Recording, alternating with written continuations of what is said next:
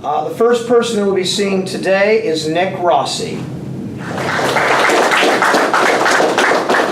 what I think I'll have each one of the groups do is kind of a replay of what you did before. It was just fine. Nick picked something from Act 2 of Scene 1 of our play. And certainly he was Macbeth. And maybe what he can do there is kind of give an overview of what you're about to see, and then he can go into his lines. So it's late at night after Duncan's party, and Macbeth is lurking in the castle, and he sees Banquo, who gives him a diamond, and this is a gift from King Duncan, and he's about to kill King Duncan, so this kind of raises some guilt, because he doesn't know now what to do, and so he has these conflicting feelings, and it kind of sparks some hallucinations. Is this a dagger which you see before me? The handle toward my hand? Come, let me clutch thee. I have thee not, and yet I see thee still. Art thou not, fatal vision, sensible to feeling as to sight? Or art thou but a dagger of the mind, a false creation proceeding from the heat-oppressed brain? I see thee yet, in form as palpable as this which now I draw. Thou marshallest me the way that I was going, and such an instrument I was to use. Mine eyes are made the fools of the other senses, or else with all the rest. I see thee still, and on thy blade indulge gouts of blood, which was not so before. There is no such thing. It is the bloody business which informs thus to mine eyes. Now, o'er the one-half world, nature seems dead, and wicked dreams abuse the curtained sleep.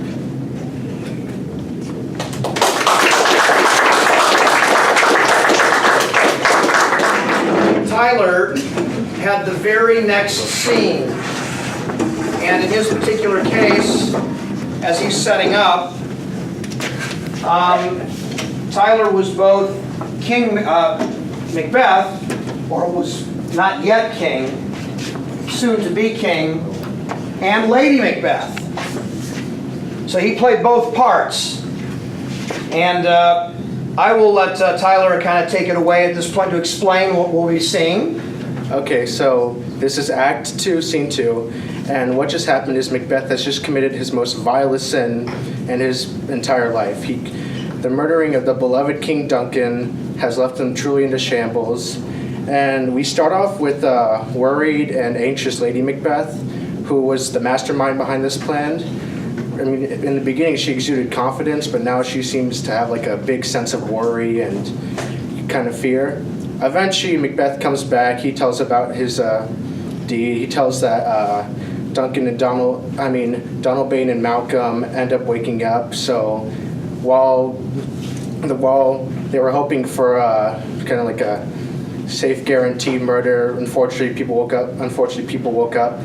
But they were still unconscious, so they have no recollection of it later on in the story. Anyway, Macbeth goes insane. He kind of like loses his whole state of like manhood and like value as a human being and morals. So Lady Macbeth is trying to calm him down and basically tell him to get up and stop being a baby about it. Excellent introduction. And are we ready? Mm-hmm. We begin. Lady Macbeth comes onto the scene. That which hath made them drunk hath made me bold. What hath quenched them hath given me fire. Hark! Peace. It was the owl that shrieked, the fatal bellman, which gives the sternest good night. He is about it. Their doors are open, and their fitted grooms do mock their charge of snores. I have drugged their posets that death and nature do contend about them, whether they live or die. Macbeth. Who's there? What ho? Alack, I'm afraid they will wait, and 'tis not done. Thy attempt, and not the deed, confounds us. Hark! I laid their daggers ready. He could not miss them. Had he not resembled my father as he had slept, I have done it. Coming back is Macbeth carrying the bloody daggers. My husband? I have done the deed. Didst thou not hear a noise? I heard the owl scream and the crickets cry. Did not you speak? When? Now, as I descended, hark, who lies at second chamber? Donalbain. This is a sorry sight. A foolish thought to say a sorry sight. There's one did laugh and sleep, and one cried murder, that they did wake each other. I stood and heard them, but they did say their prayers and addressed them again to sleep. There are two lodged together. One cried, God bless us, and amen the other, as they had seen me with these hangman's hands. Listening to their fear, I could not say amen when they did say God bless us. Consider it not so deeply. But wherefore could not I pronounce amen? I had most need of blessing, and amen stuck in my throat. These deeds must not be thought after these ways, so it will make us mad. Methought I heard a voice cry, sleep no more. Macbeth hath murder sleep. The innocent sleep. Sleep that knits up the raveled sleep of care, the death of each day's life, sore labor's bath, balm of hurt minds, great nature's second course, chief nourisher in life's feast. What do you mean? Still cried, sleep no more to the house. Glamis hath murdered sleep, and therefore Cawdor shall sleep no more. Macbeth shall sleep no more. Who was it that thus cried? Why, worthy thane, do you unbend your noble strength to think so brain sickly of these things? Go get some water and wash this filthy witness from your hand. Why did you bring these daggers from the place? They must lie there. Go carry them and smear the sleepy grooms with blood. I'll go no more! I am afraid to think what I have done. Look on it again? I dare not. And firm of purpose. Give me the daggers. The sleeping and the dead are but his pictures. 'Tis the eye of childhood fears the painted devil. If he do bleed, I'll glid the faces of the grooms withal, for it must seem their guilt. Lady Macbeth leaves with the daggers, and we hear within. Whence is that knocking? How is it that every noise appalls me? Whose hands are these? Ha! They pluck out mine eyes. Will all great Neptune's oceans wash this blood clean from my hand? No. Rather, my hands, the multitudinous seas and cardinine, making the green one red. Lady Macbeth comes back. My hands are of your color, but I shame to wear a heart so white. I hear a knocking at the south entry. Retire we to our chambers. A little water clears us of this deed. How easy is it then? Your constancy hath left you unattended. Hark, more knocking. Get on your nightgown, lest occasion call us, and show us to be watchers. Be not lost so poorly in your thoughts. To know my deed, 'twere best not know myself. Wake, Duncan, with thy knocking. I would thou couldst.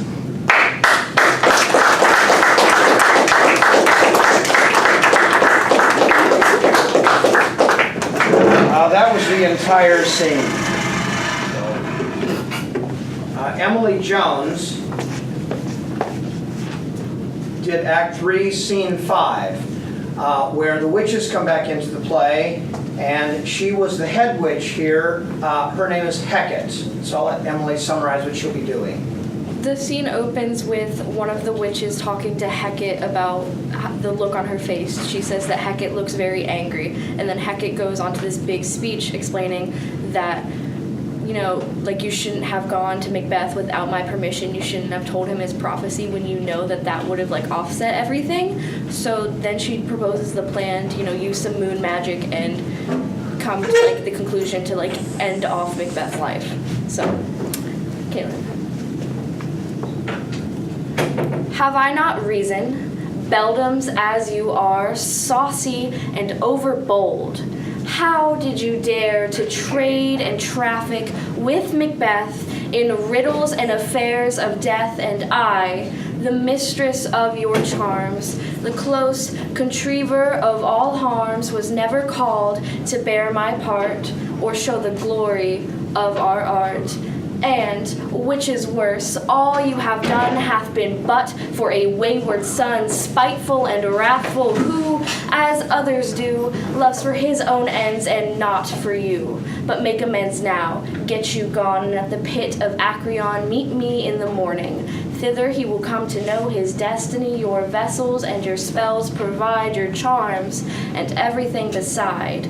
I am for the air, and this night I'll spend onto a dismal and fatal end.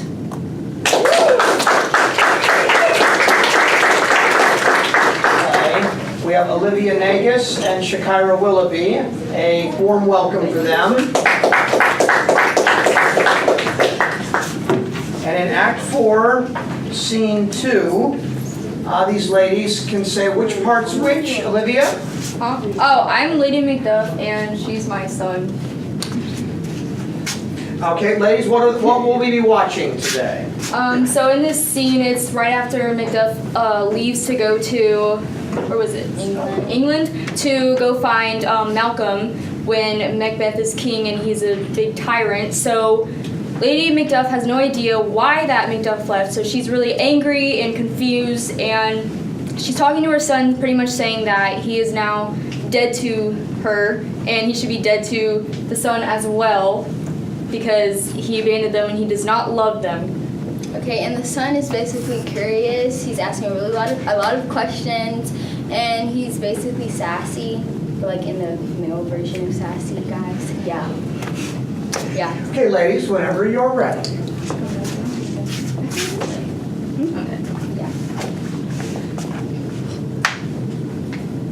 Was my father a traitor, Mother? Aye, that he was. What is a traitor? Why, one that swears and lies. And be all traitors that do so? Everyone that does so is a traitor and must be hanged. Must they all be hanged? Everyone. Who must hang them? Why, the honest men. Then the honest men are fool, for their lies and swords enough to beat the honest men and hang up them. Now God help thee, poor monkey, but wilt thou do for a father? If he were dead, you weep for him. If you were not, it would good son that I should quickly have a new father. Poor prattler, now how thou talkest.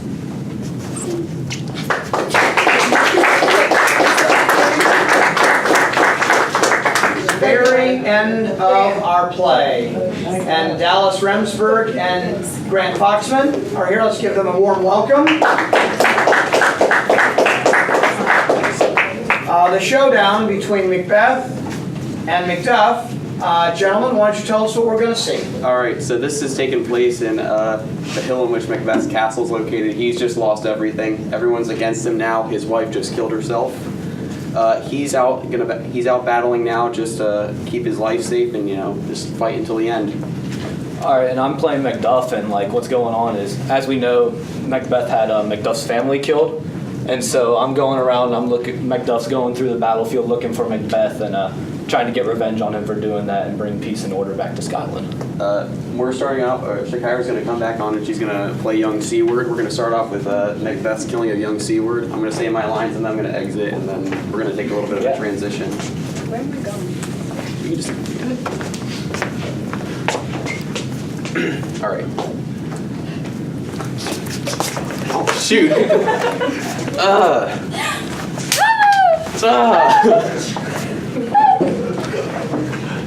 Thou wast born of woman, but swords I smile at.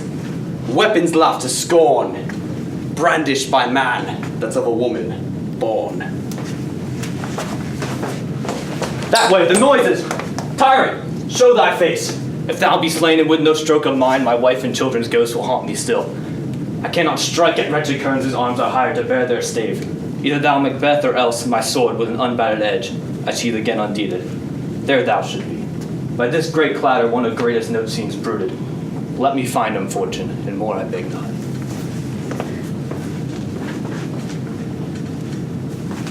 Why should I play the Roman fool and die on mine own sword? Whilst I see lives, the gashes do better upon them. Turn, hellhound, turn! Of all men else I have avoided thee, but get thee back! My soul is too much charged with blood of thine already. I have no words. My voice is in my sword. Thou bloodier villain than terms can give thee out. Thou losest labor. As easy mayst thou the entrenched air impress it to make me bleed. Let fall thy blade on vulnerable crests. I bear a charmed life, which must not yield to one of woman born. To spare thy charm, and let the angel whom thou still hast served tell thee Macduff was from his mother's womb untimely ripped. Accursed be that tongue which hath told me so, for it hath cowed my better part of man!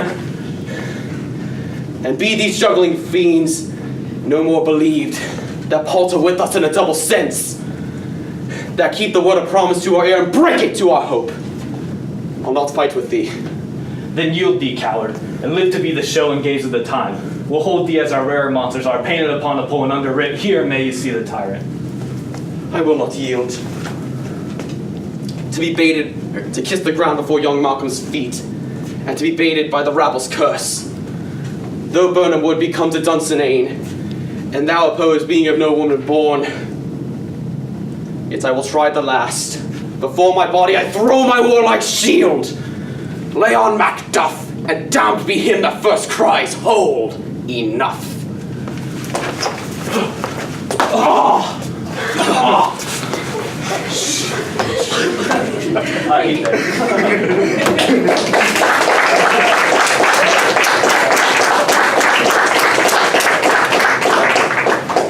I want to thank everybody for coming. Again, kind of my introduction a little bit was over many years I've had excellent performances, and many this year, but the small group that you saw here took it to another level. And I'm glad that you made time in your day to come and see us. Thank you, Mr. Brunning, for making this. It'll be a tremendous example for future classes on going above and beyond what was required. So thank you all. A hand for everyone.